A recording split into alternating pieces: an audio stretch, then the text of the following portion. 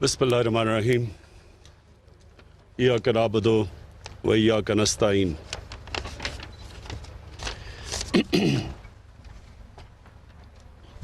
अच्छा ठीक है। आज मैं गिलगित बल्तिस्तान की काबीना और ख़ास तौर पे चीफ मिनिस्टर साहब आपको मुबारक भी देता हूँ और मैं ये आपसे उम्मीद लगाता हूँ कि इंशाअल्लाह ये वो मुंतखब हुकूमत गिलगित बल्तिस्तान में आएगी जो कि एक नई ट्रेडिशन पैदा करेगी। एक हुकूमत एक ऐसी आएगी जो एक ऐसा गवर्नेंस का सिस्टम देगी कि हमेशा के लिए आप नई स्टैंडर्ड्स कायम कर देंगे।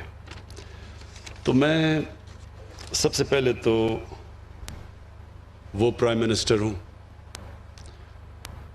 जो कोई भी पाकिस्तान में ऐसा प्राइम मिनिस्टर नहीं जिसने ये सारे इलाके को उस तरह देखा हो जो मैंने देखा है।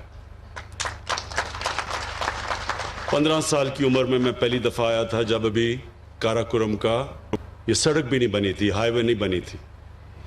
और उसके बाद मैं क्रिकेट खेलता रहा। जैसे क्रिकेट से मुझे फुर्सत मिली, क्योंकि सर्दियों में गर्मियों में क्रिकेट खेलता था, तो जैसे ही मिला तो फिर मैं तब से सारे इलाके में फिर से वापस आया और मैं आपका सारा इलाका जानता हूँ, आपके मसले जानता हूँ और जो पोटेंशियल है इस इलाके का वो भी जानता हूँ।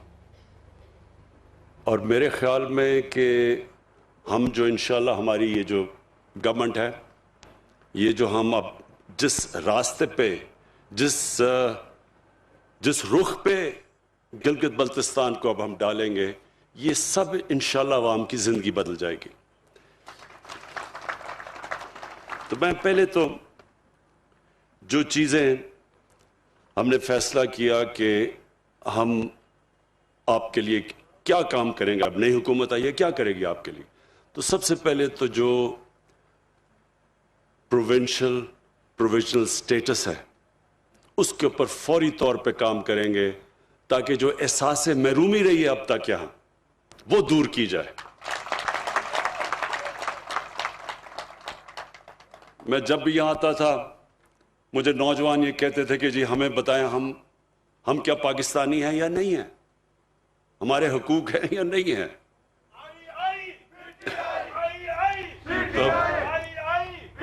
तो मुझे जी तो तब से मुझे एहसास था कि हमें लोगों के लिए, नौजवानों के लिए उनको ये एहसास ही ना हो कि वो पाकिस्तान के बराबर के शहरी नहीं हैं।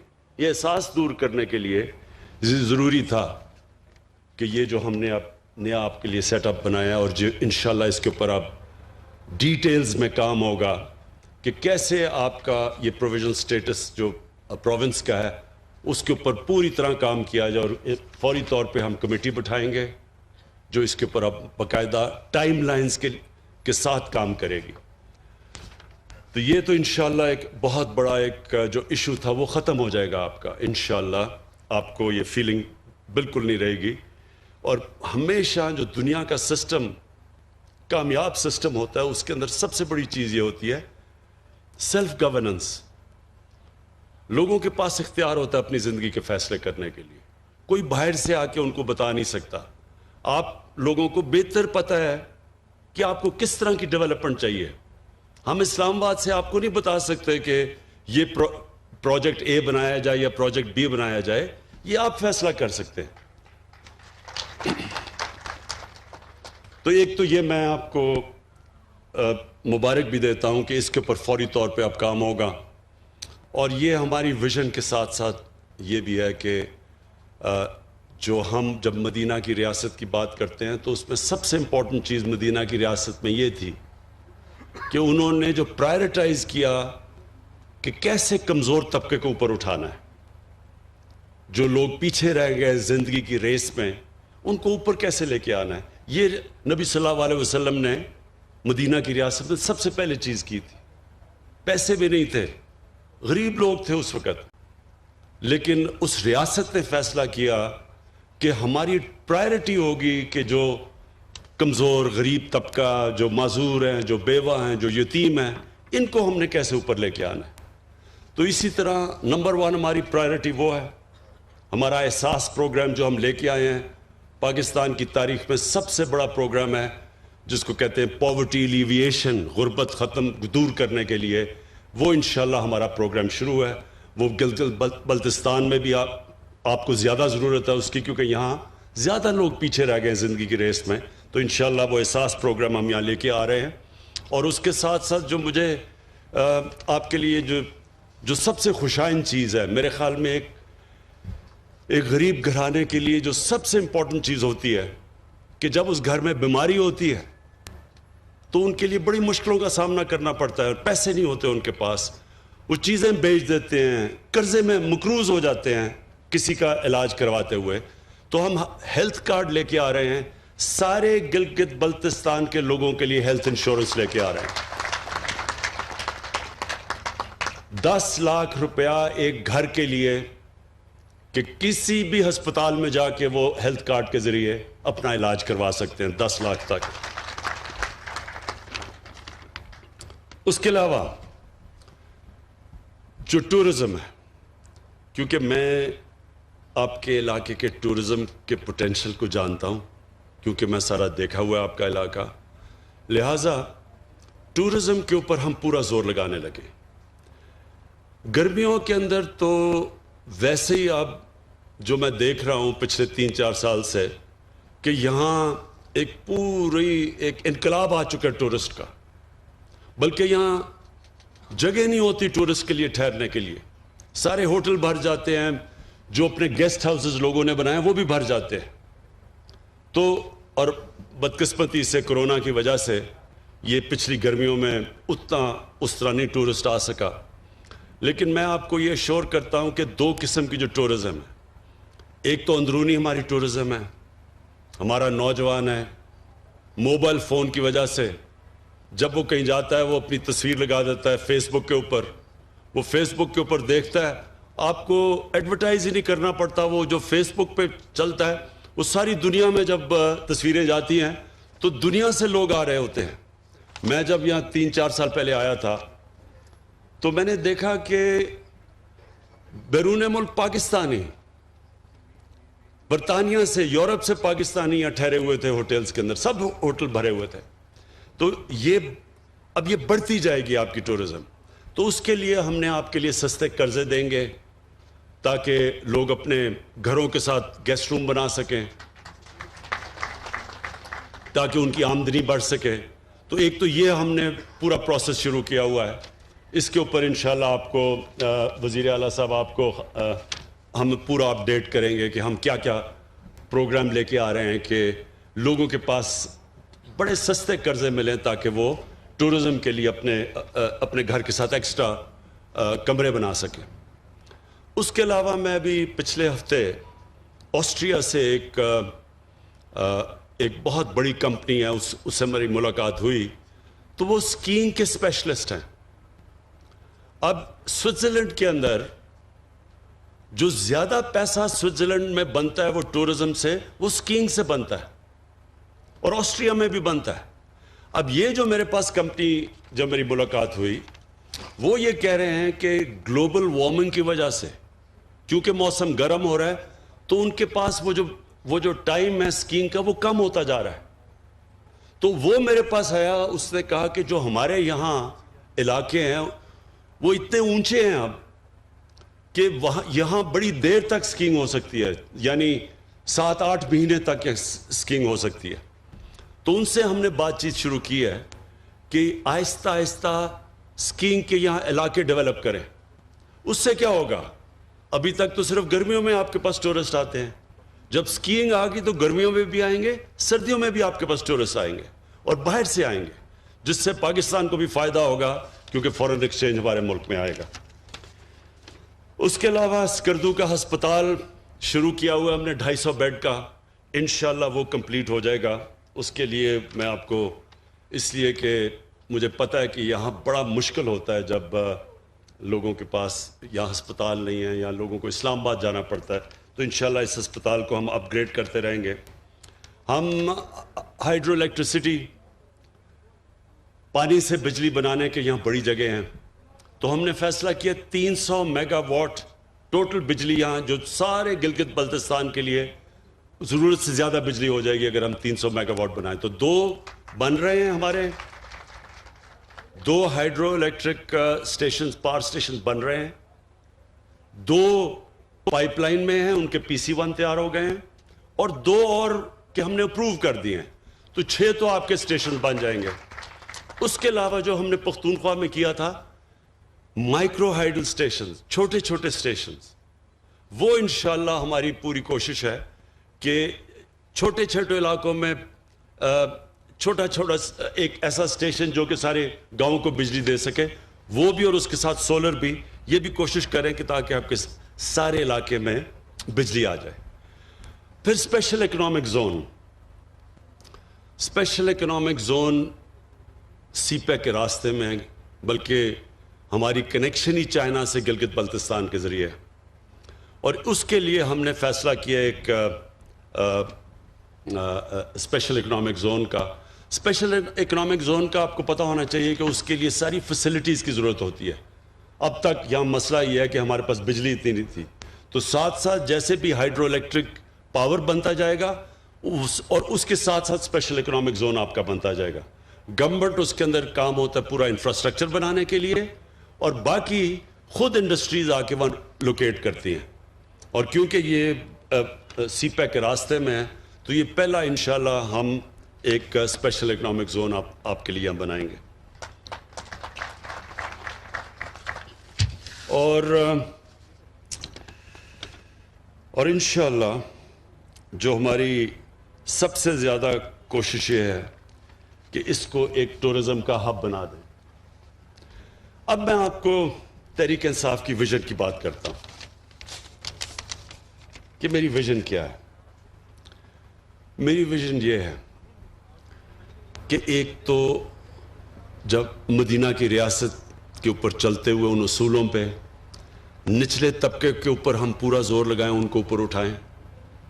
اللہ کی برکت آئے گی اس ملک پہ. حضرت علی رضی اللہ تعالیٰ کا قول ہے کہ کفر کا نظام چل جائے گا لیکن ظلم اور ناانصافی کا نظام نہیں چل سکتا.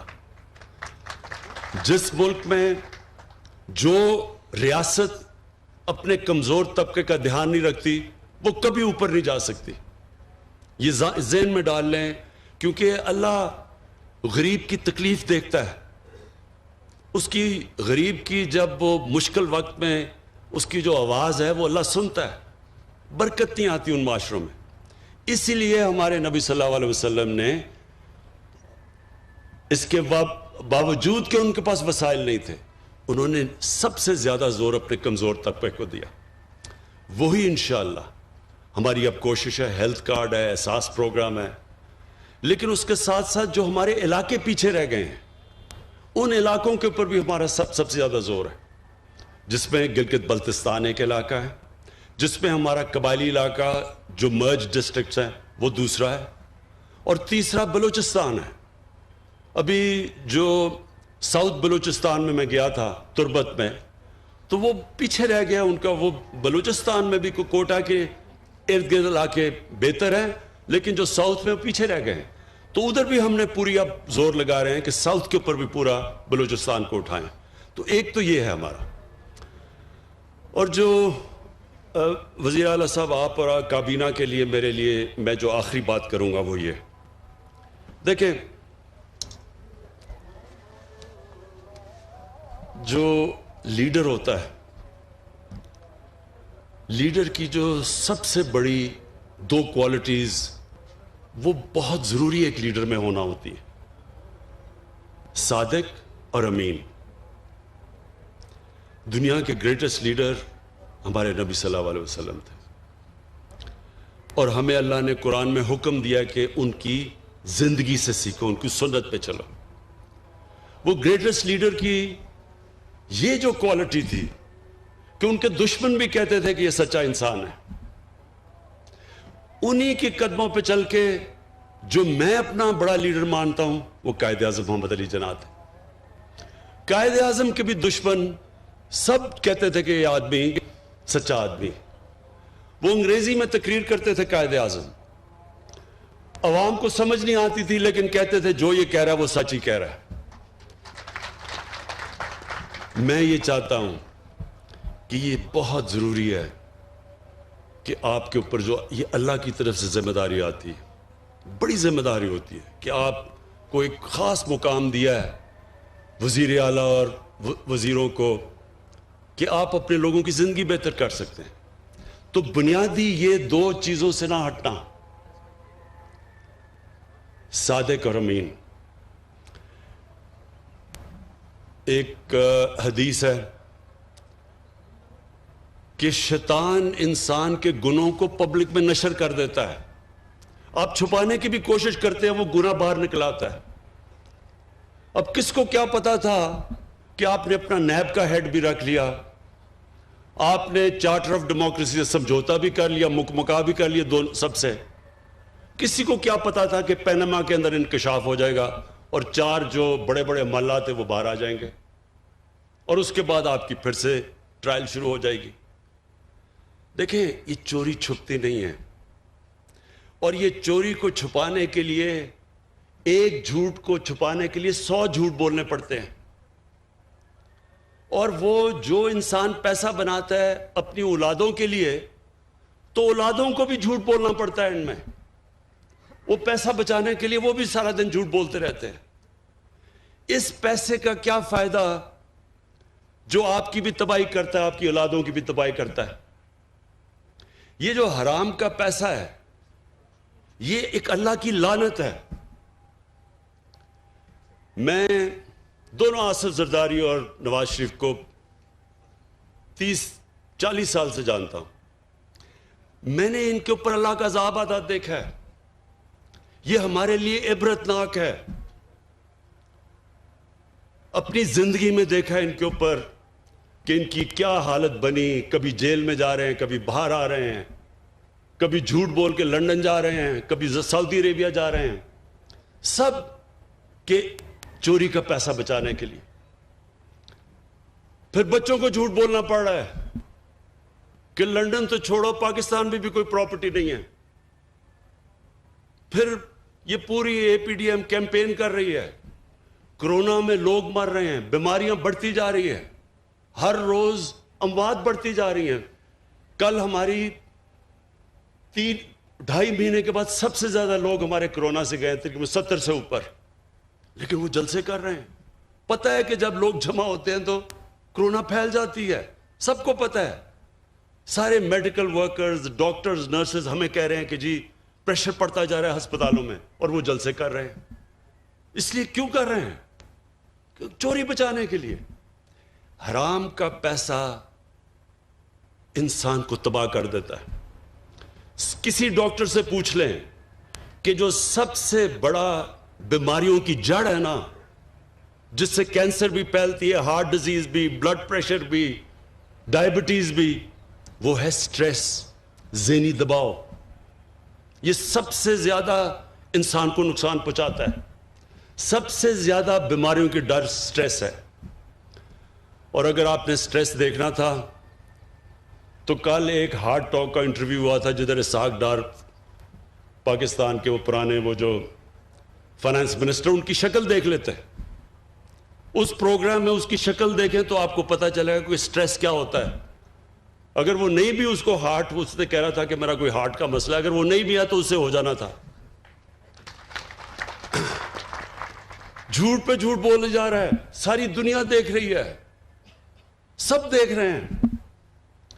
تو میں آپ سے یہ آج ایز پرائم منسٹر, آپ کی پارٹی کا ہیڈ, خاص آپ کو تاکید کرنا چاہتا ہوں. بہت بڑی ذمہ داری ہے آپ کے لیے. جتنی آپ اپنے لوگوں کی خدمت کریں گے,